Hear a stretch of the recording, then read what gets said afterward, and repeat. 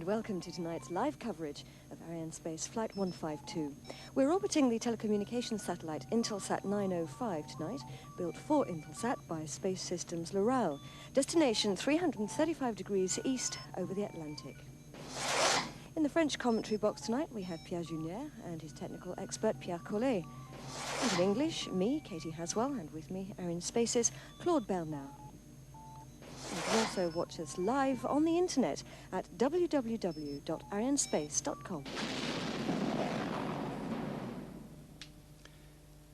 Good morning from me, Claude Bernard. And there's Ariane on pad number 2, undergoing the final preparations. Welcome to everybody watching, and a particularly big hello to Connie Coleman and the INTELSAT team in Washington, and all you guys at Space Systems L'Oreal who are watching, no doubt, in the satellite canteen over there in Palo Alto.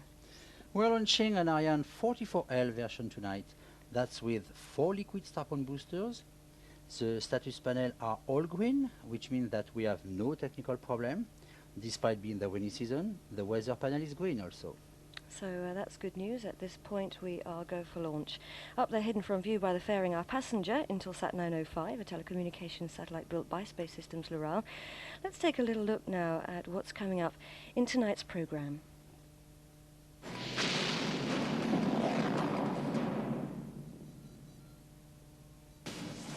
In tonight's program, we'll be taking a look back over the last 6 weeks' preparations for the launch. We'll be getting all the facts and figures about the satellite itself. We'll also be catching up with the latest news from Arianespace. And we'll fly over the spaceport to see what facilities we have to offer. INTELSAT's Terry Edwards will be telling us how 905 fits into the 9th series of the INTELSAT constellation. And we'll get a closer look at how this high-tech satellite will help to improve communications across the globe. So we'll be staying with you live throughout tonight's launch, from liftoff onto separation of the satellite.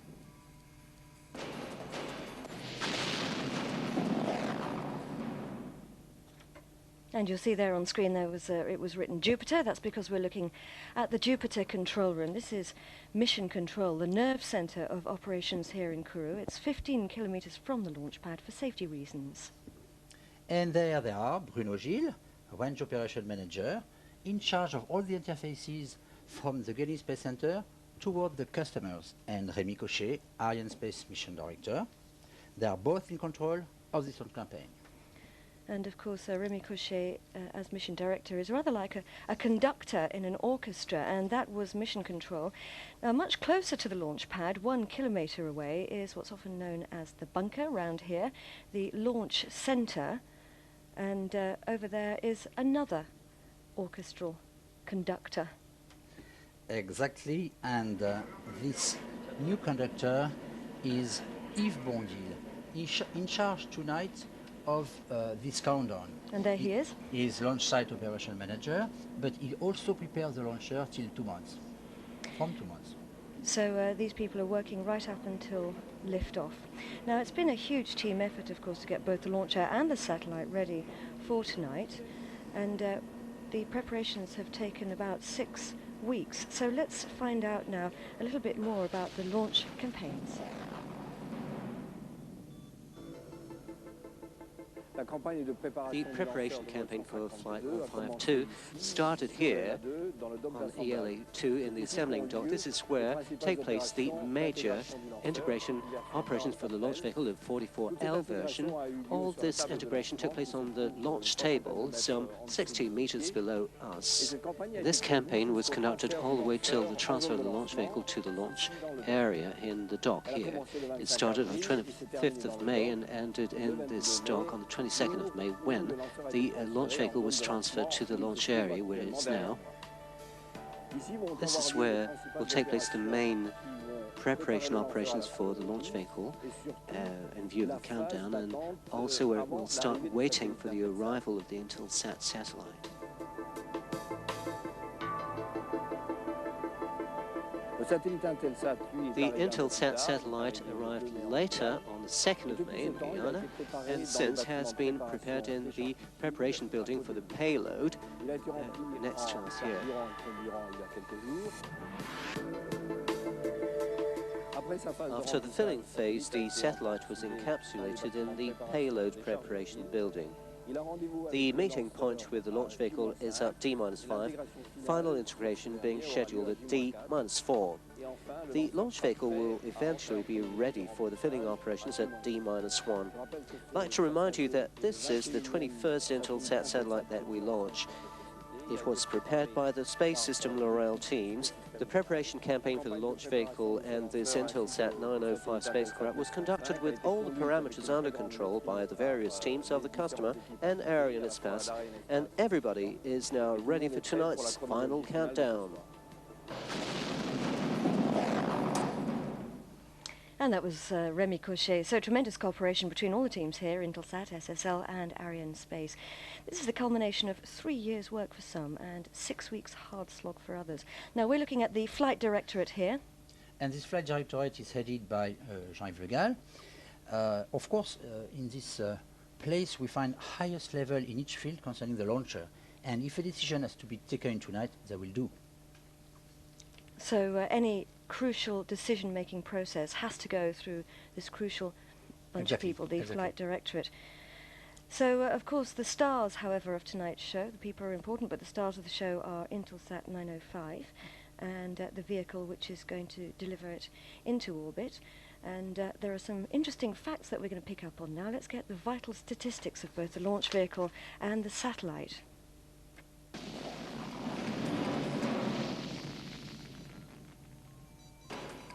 We have a launch opportunity, or launch window, of 1 hour tonight.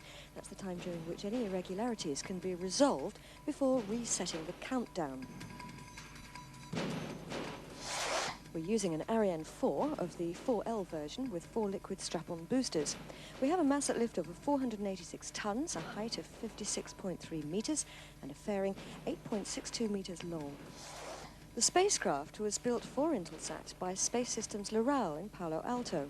Its job will be to provide internet, broadcast, telephone and corporate network solutions.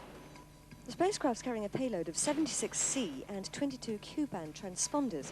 Once it's fully deployed, it has a span in orbit of 31 meters and weighs in at 4,723 kilograms. Its final destination in orbit is 335.5 east over the Atlantic. Its coverage, Americas, Europe, Africa and Middle East. So we have some prestigious clients tonight. As you well know, INTELSAT orbited the first ever commercial satellite. That was Early Bird, and that was back in 1965. Since then it's launched, there's Terry Edwards, incidentally. Since then it's launched 20 of its spacecraft aboard Ariane vehicles, and this is the 21st. Now we're looking at the INTELSAT team here, Claude. And Grant Gould, who is the spacecraft project manager from Space System Loral, will build the satellite. And Terry Edwards, who is the... Terry Edwards tonight is a satellite mission director. He is also in charge of what we call the Launch Vehicle Program Office. This means all the launchers in the world launching INTELSAT. Right, the spaceport here in Europe has an awful lot to offer.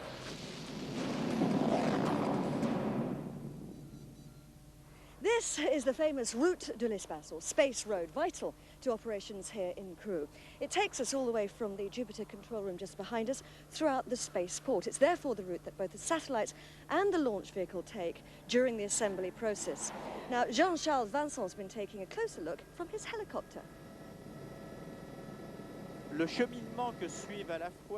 This is the road followed by both the satellites and Ariane launch vehicles. It's along this road that they are routed to the launch complex. That's where all the Ariane family launch vehicles and satellites will go. This is what we discover now, the S5 building, the integration building, which is operated by CNES on behalf of our customers. And the satellites, when they have been prepared in the S5 building, will be routed along this road to be taken to what we call in our jargon the launch complex, with the various buildings for preparation and the launch area. The tallest building on the left-hand side is the final assembling building, and further down on the right-hand side is the launch vehicle integration building, which is where we do the mechanical integration of the launch vehicle during the first phase. This is where, in the final assembling building, we have the satellite and the launch vehicle, Ariane 5 launch vehicle, coming together, and the launch vehicle is in the tallest part of the building, whereas the satellites during the final preparation stage are in the lower part before hoisting. And this is where we also have the clean rooms, of course. The preparation area, ALA3, used for the Ariane 5 launch vehicle, you can see in the center here, are the two flame ducts for the gas outlets from the solid strap-on boosters, and around there we have the storage for both oxygen and hydrogen. Just opposite here is the Ariane 4 launch area and preparation area with at a distance of 1,000 meters, and the satellite preparation building here also operated by CNES. On behalf of our customers, we can see at the far back the Galilee building, which is the strategic building for Arianespace, where they pilot their activities, and also the CDL3, which is the launch center for Ariane 5. Beyond the technical facilities, the aim here is to provide a full-range service geared to serve our customers, both in terms of preparing the satellite under the best possible conditions in this initial stage, when the satellites, in a way, come to life a few hours before liftoff. All this is designed to guarantee for our customers' satellite the longest possible lifetime and to facilitate the task for our customers' teams while ensuring they have a pleasant stay here in Guyana.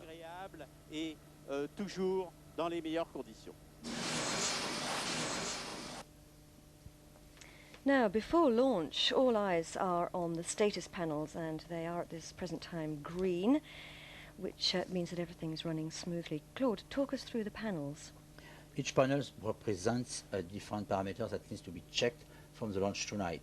So you have one panel for safety, for telecommunication, one for telemetry, and so on. But the most important factors are, of course, the status of the launcher, the satellite, and the weather. If all these remain green, then the launch will be authorized. But if any of those panels go red, the countdown will be stopped.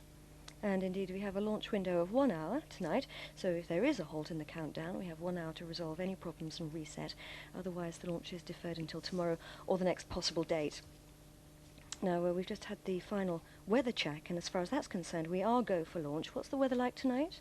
The weather is good, and there is nothing to report. This means that all the parameters like the wind are in our limits, so no problem. Now, we have to check the wind speeds at altitude and on the ground. Can you explain on the ground that to for us? the liftoff, on altitude also in order not to make a degradation on the trajectory.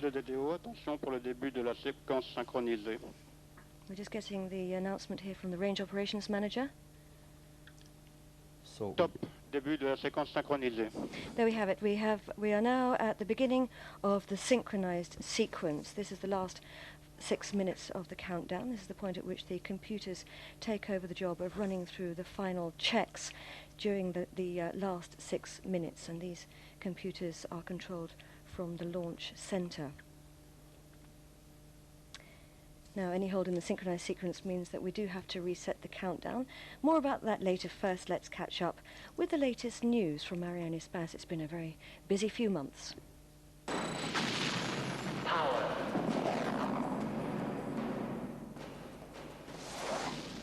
On the 4th of May this year, Arianespace Flight 151 placed the scientific spacecraft Spot 5 into orbit.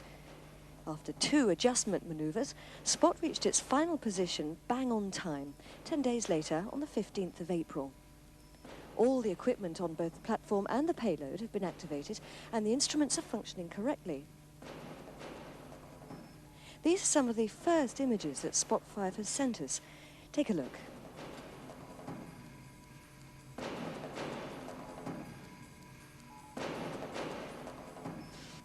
Arianespace's commercial director, Philippe Berthet-Rotière, attended the Euroconsult meeting, which was held in Paris on the 13th and 14th of May.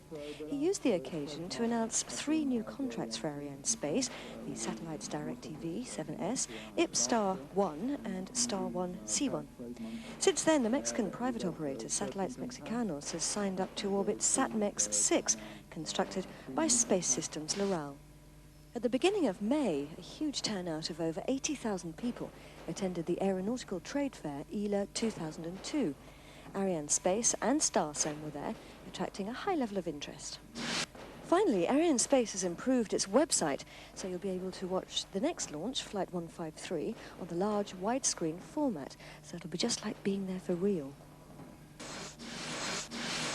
So picking up again on the synchronized sequence, this is controlled by two computers at Launch Center. One computer configures fluids and propellants for the flight. The other executes the final preparations of the electrical systems. Now, what are the crucial moments in the synchronized sequence?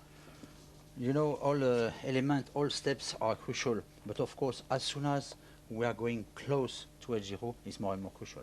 Okay, well, we'll be keeping up with those as they come on. What we're looking at now, however, is pictures that were taken around about 5 hours ago. This is the withdrawal of the gantry. The gantry is rolled back about 80 kilometers, and it's that vast structure that you can see protecting the launch vehicle and also providing access to the vehicle for the workers. Now, why does it have to be withdrawn 5 hours before? This operation, the fueling of the third stage, is an hazardous operation, so we cannot fuel this launch vehicle and the third stage with a box in it, okay? So we have to open the box, and the box is opened by the removal of the gantry. But today is the first day where we see totally assembled the launch vehicle with the ferry and INTELSAT inside. And you'll notice on the screen you can see those halfway, 3/4 of the way up the vehicle, the cryogenic arms they're known as. Those are the structures that are sticking out into the upper stage, and those are filling the upper stage with liquid hydrogen and liquid oxygen, which are stored at extremely low temperatures. Yes, minus 252 degrees for liquid hydrogen and minus 183 for liquid oxygen. Now you can see those cryogenic arms being pointed out there on the screen, and you'll notice 5 seconds before launch that they'll be removed. We'll talk about that in a second. We actually have to top up this volatile fuel until 5 minutes before liftoff. Why is that, Claude? Because this liquid oxygen and liquid hydrogen are very volatile, and we need to have the tanks fully till the last moment, okay? If not, the mission will not be completed. So we get the opportunity to go to -5. And also there is the question of evaporation. Evaporation, of course. Because these are stored at such low temperatures. Low temperature. So it's a very complex process. And these temperatures are the one requested to mix liquid oxygen and liquid hydrogen. Now, for anybody who's never seen a launch before, one of the first things we'll see 5 seconds before liftoff is the retraction of those cryogenic arms.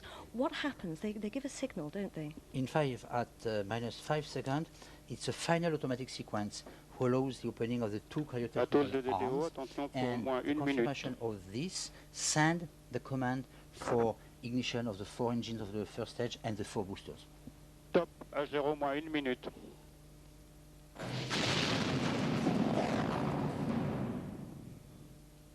So once we've seen the retraction of the cryogenic arms, we're 1 minute, less than 1 minute to launch now. The cryogenic arms the next thing we'll see is ignition. There will be a 4-second delay between ignition and liftoff. So if you haven't seen a launch before, don't be worried. That's perfectly normal.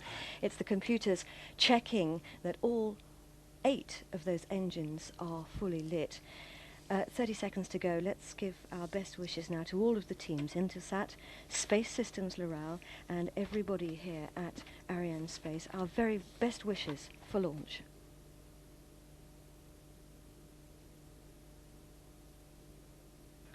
À tous de DDO, attention pour le décompte final.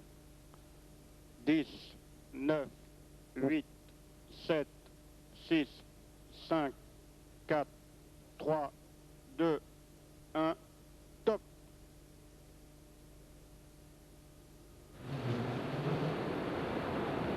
Allumage, décollage.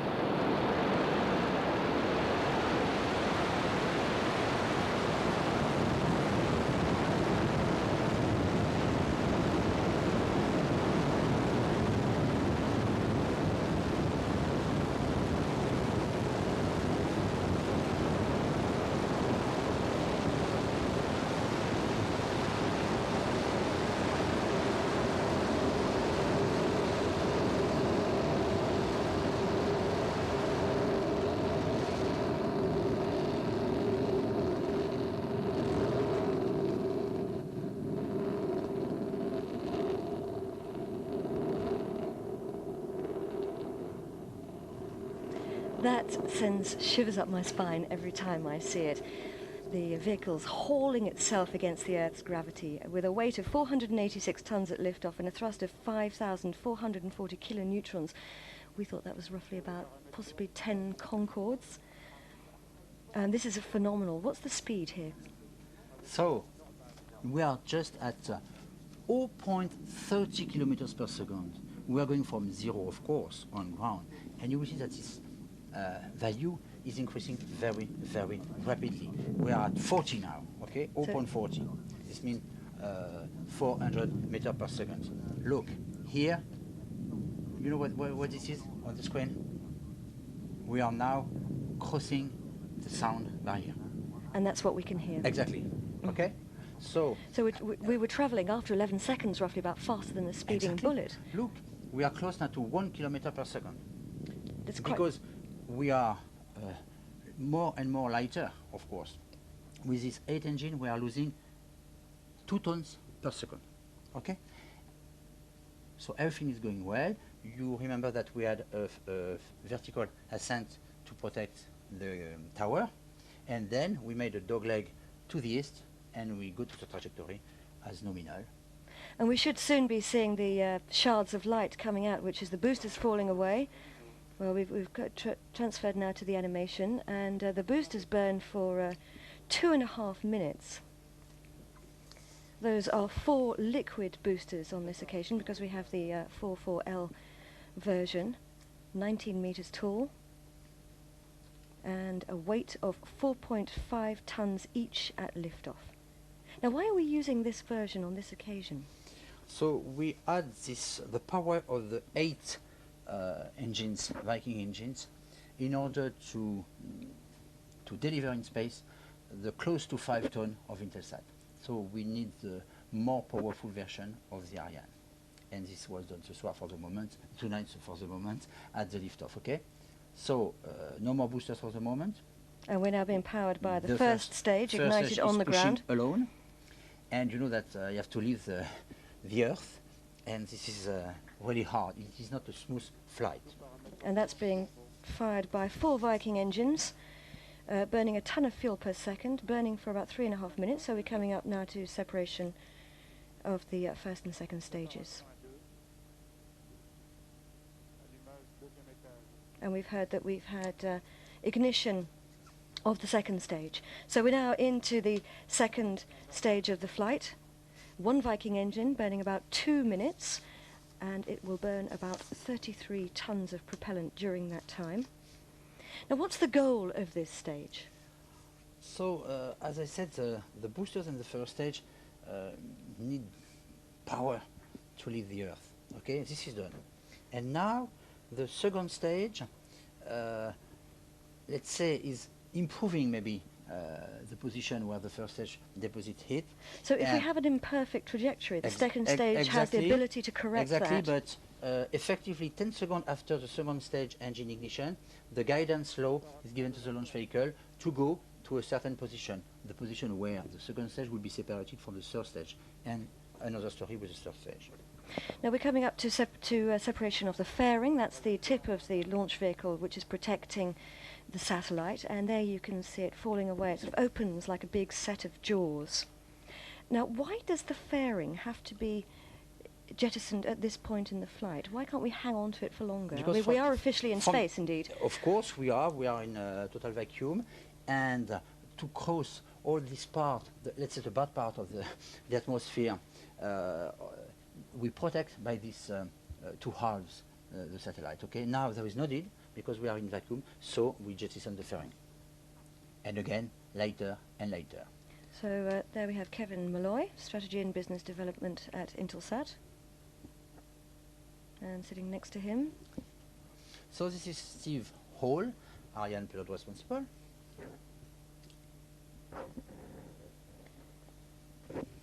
So the first and second stages are storable propellants, and we're now travelling at a speed of 5.46 kilometers per second.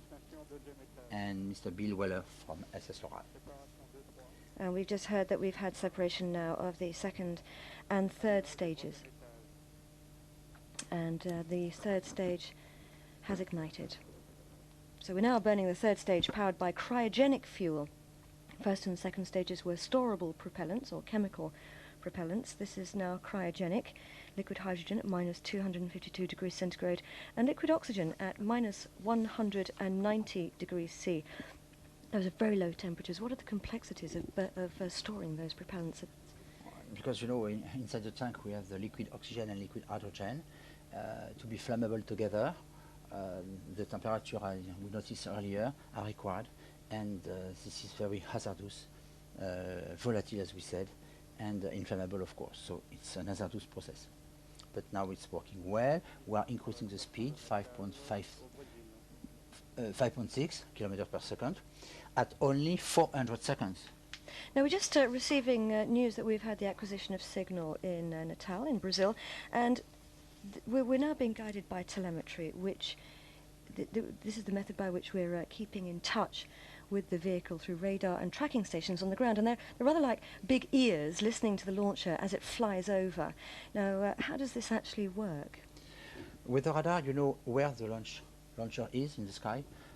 With telemetry, the launcher said, okay, I'm here, and I send my data. So we have telemetry station in Natal and the two other downrange station. The parameters data are immediately sent to Kourou for treatment. Now, INTELSAT 905 is the fifth in the ninth. There's Pierre Moskva, who's the head of the Guyana Space Center, the CSG here in Kourou. As I said, 905 is the fifth in the ninth series. It's the latest in a constellation of INTELSATs which are orbiting the Earth. So here's Terry Edwards, the Satellite Mission Director for INTELSAT 905.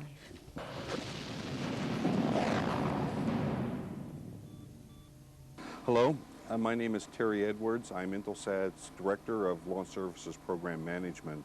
And I'd like to take a few minutes of your time to explain to the viewing audience as well as our customers some of the business aspects of the INTELSAT 9 spacecraft series. The INTELSAT 9 spacecraft are manufactured by Space Systems Loral in Palo Alto, California. The spacecraft are large telecommunication satellites, large both in terms of its size and its mass. The INTELSAT 9 spacecraft, 905 specifically, uses both C-band and Ku-band frequencies, and in terms of equivalent 36 megahertz units, provides nearly 100 channels of transponders. INTELSAT 9 series has two basic roles, the first of which is to replace the 5 INTELSAT 6 spacecraft which were first launched about 12.5 years ago. The second role of the INTELSAT 9 spacecraft is to provide enhanced, improved services to INTELSAT customers. These improvements include increased capacity, more transponders at higher power.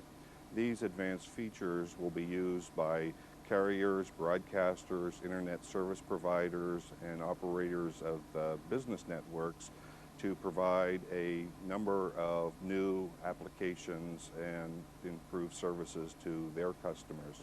The specific feature of the INTELSAT 905 spacecraft comes principally from its orbital location at 335.5 degrees east longitude.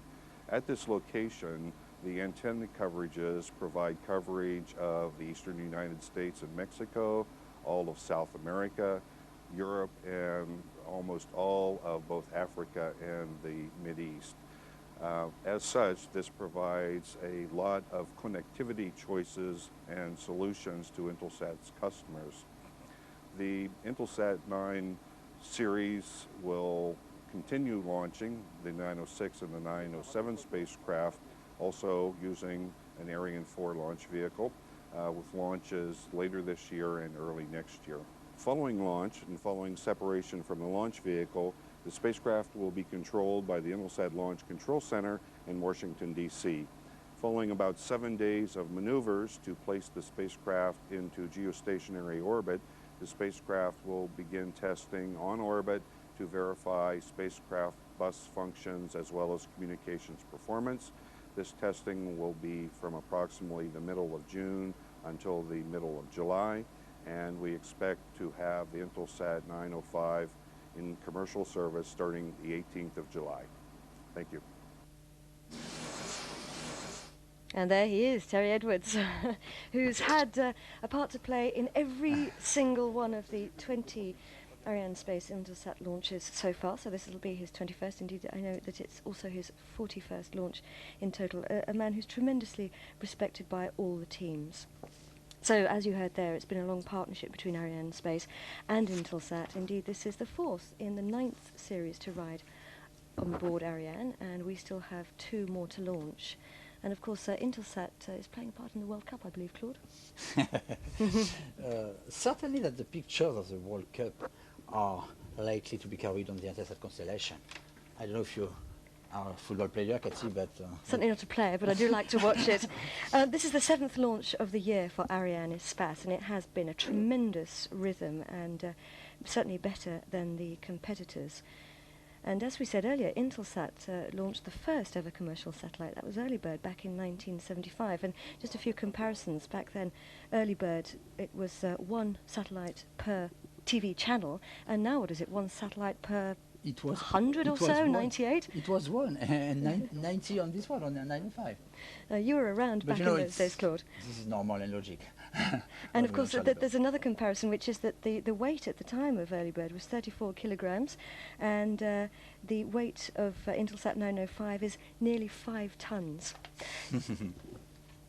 Now, the third stage is in visibility from Ascension Island, from United Kingdom.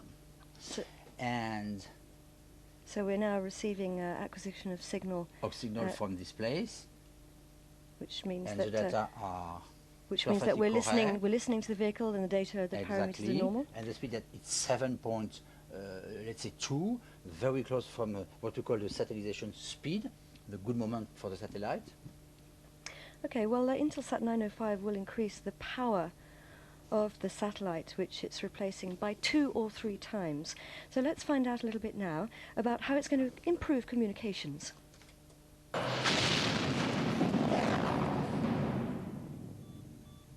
Leadership. Service excellence. Clear vision. INTELSAT is shaping a bright future. Join us. Be part of it. We are the world's first and foremost global satellite communications company. Our satellites are helping millions of people everywhere communicate, exchange information, and perform transactions. All essential tools in a global economy. Our reliability is over 99.99%. We have the satellite expertise and the clear vision to guide us in the new millennium.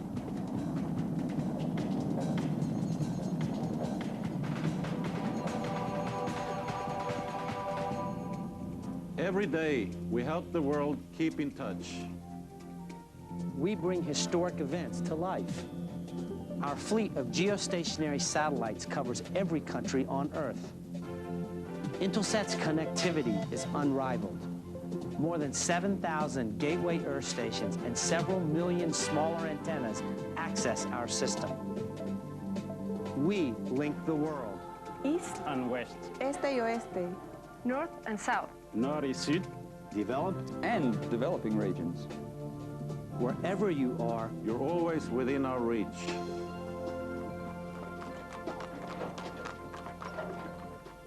Whatever our customers are planning, And wherever it's happening, we can make it a reality. We help broadcasters deliver world events. We connect corporate networks around the globe. We help carriers build international connections for public voice. and data networks.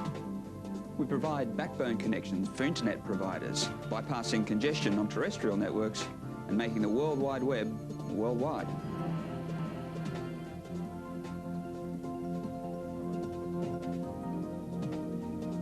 Our diverse and globally minded workforce understands the unique needs of all our customers. Responding to our customers is a tremendous challenge and an awesome responsibility. But we do it around the clock and around the globe with total commitment. Quality people and quality satellites. at INTELSAT, we deliver service without boundaries. INTELSAT is continuously testing new ideas to pave the way for the future. Internet over satellite. Managed network services. Voice over IP. Multicasting. Multimedia. Broadband. And a higher level of value-added services. Plus, we are adding to our fleet of satellites, so our customers will have the capacity they need. And the tailored coverage they need to serve their key markets. Satellite communications has a bright future. INTELSAT will create countless opportunities by providing advanced telecommunication services to people. Everywhere, Every day. We will keep the world in touch. INTELSAT, inspiring connections.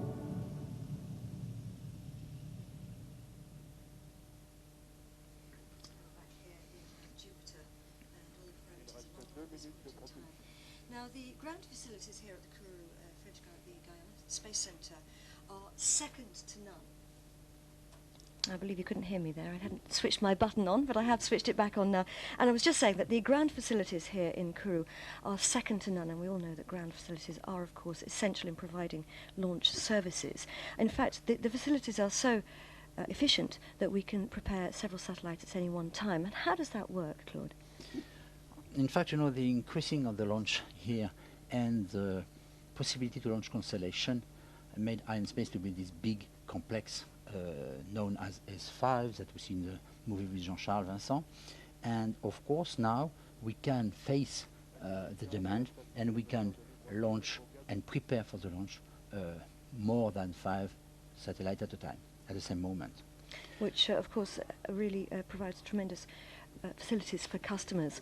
Now, we are just receiving news that we've had acquisition of signal in Libreville, which is in Gabon, which is in Africa. This is right.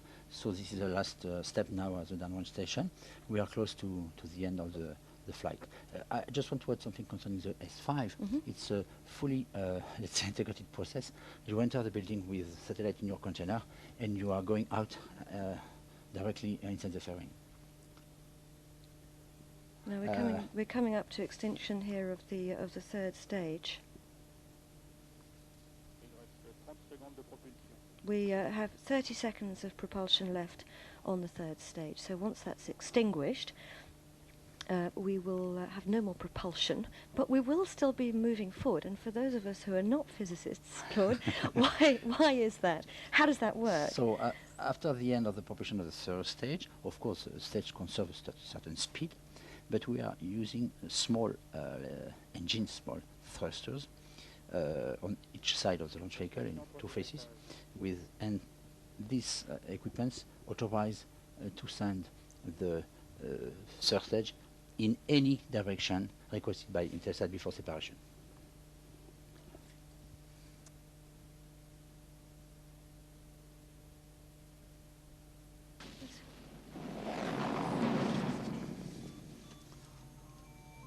After the jettisoning of the fairing protecting the satellite and the second third stage separation, the last step is the third stage burnout, the flight in totality lasting 13 minutes. Then the onboard computer triggers a series of maneuvers before separation of the satellite, and INTELSAT 905, like a butterfly, will be free to deploy its spanned wings. Then it will continue its route from transfer to final orbit at 36,000 kilometers by circularizing the orbit.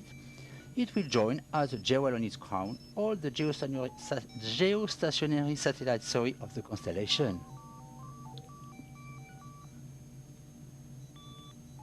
And there it is, joining its friends. Exactly, look at this. Orbiting the equator, looking like, as you pointed out, a crown.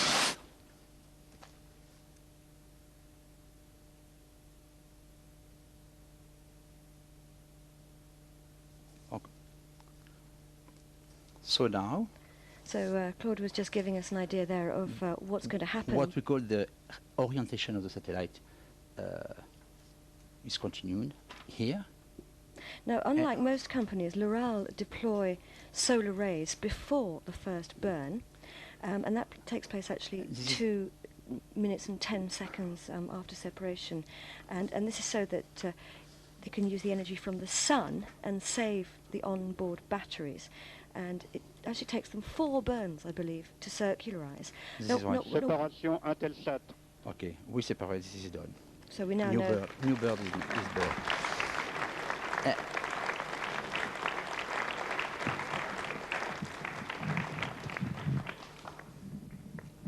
What you explained Explain what's happening now. Before was exactly why we launched at 3:40 tonight, because after deployment of the solar array, of course, the sun also must be here. So we calculate from the sun until the liftoff, okay? It's not usual, it's only for this, let's say, spacecraft built by Space System Loral. So we've got some happy faces there in the Jupiter control room. And waiting for congratulations. Maybe you know that Perth station in Australia will get the satellite in a few minutes.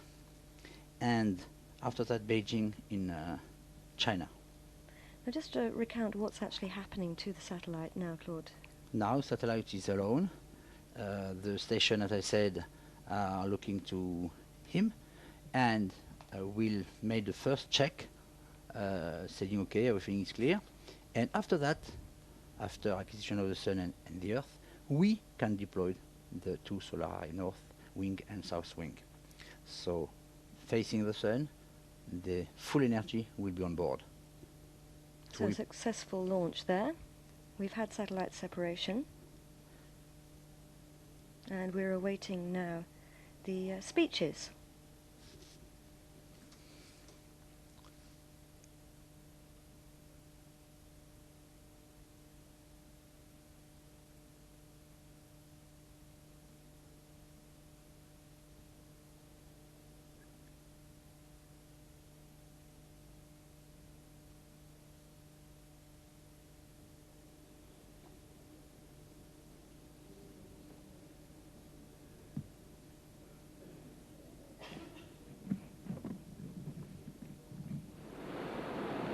Allumage. Décollage.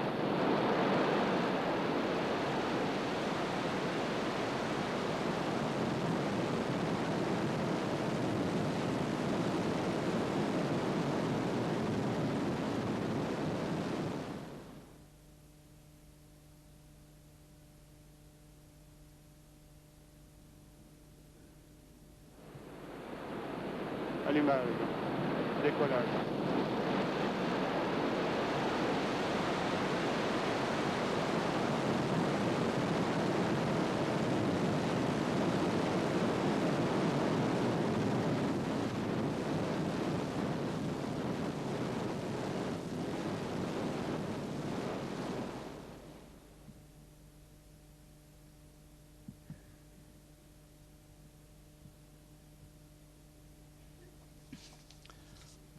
So go back live, waiting for officials. This will be done in a few minutes.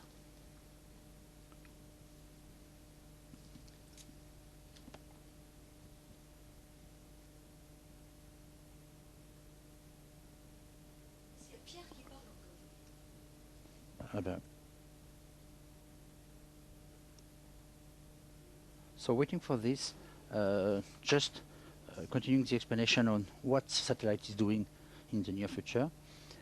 After the deployment of solar array today, one at 9:49 UT time, and the second one, the south one, at 10:29, so very close.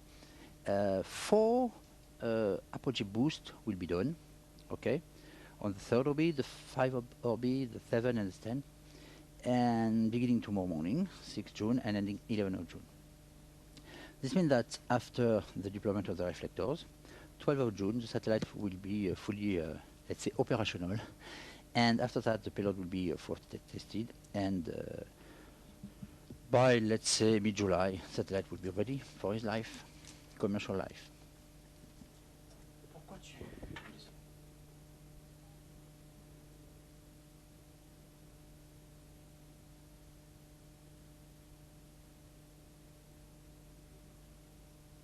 Okay, so good evening. On behalf of Mr. Jean-Marie Luton, who attended this launch tonight in Evry, in the Arianespace headquarters, I am happy to have shared with you this another great night for Intelsat and Arianespace. All this work seems to be so easy when you have the right team. And the flawless sequence of events we saw tonight is a renewed illustration of the historic and fruitful partnership of our two companies. In less than 20 years, Arianespace has launched 21 satellites for Intelsat, and 905 is the fourth of the 9 series to be put successfully into orbit by Ariane.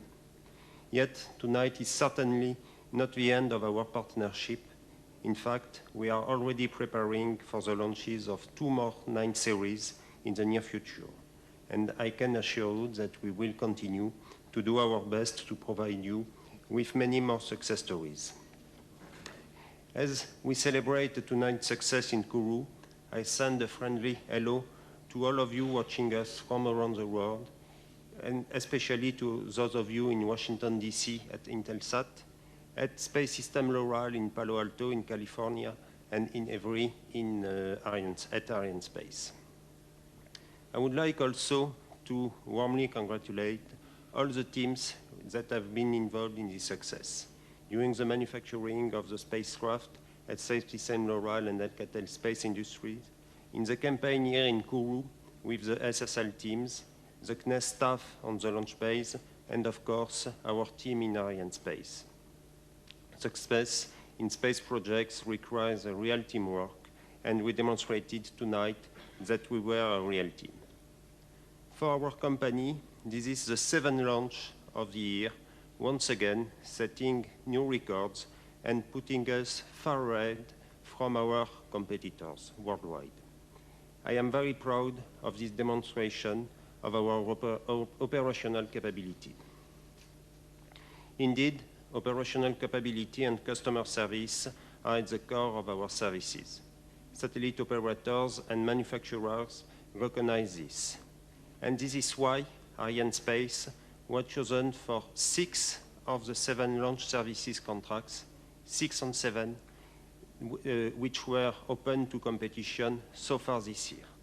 Just last week, Mr. Luton had a special event in Mexico to sign the SatMex 6 launch contract, and we will put into orbit in a couple of years this more than 5.7-ton Space System Loral spacecraft.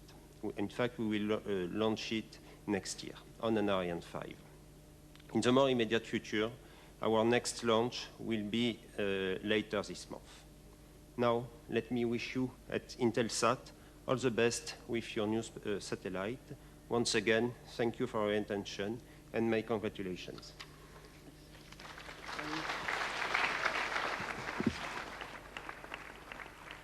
Thank you, Jean-Yves. My name is Kevin Malloy, and I'm with Intelsat Strategy and Business Development. And on behalf of Intelsat, I'd like to thank you and congratulate you on an excellent mission once again. This being the 905 mission, I've seen the other 9 series from Washington, D.C.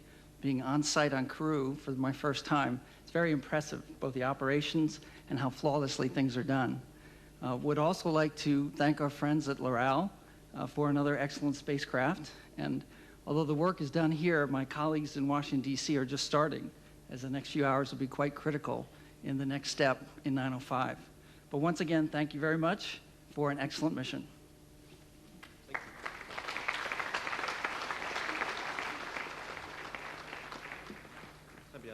Merci, et donc rendez-vous de nouveau. Thank you to all of you, and let's meet again at the end of the month for the next launch. Thank you.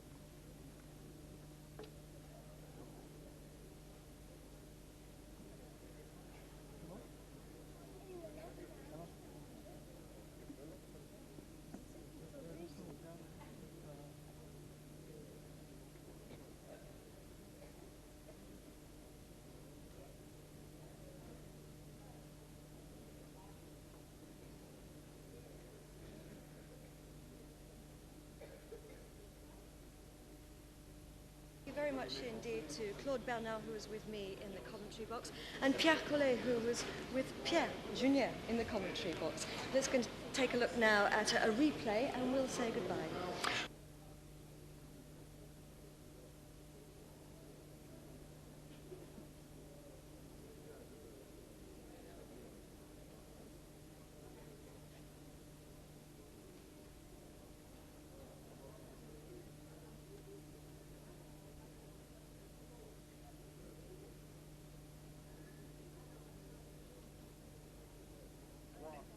Deux, un, top.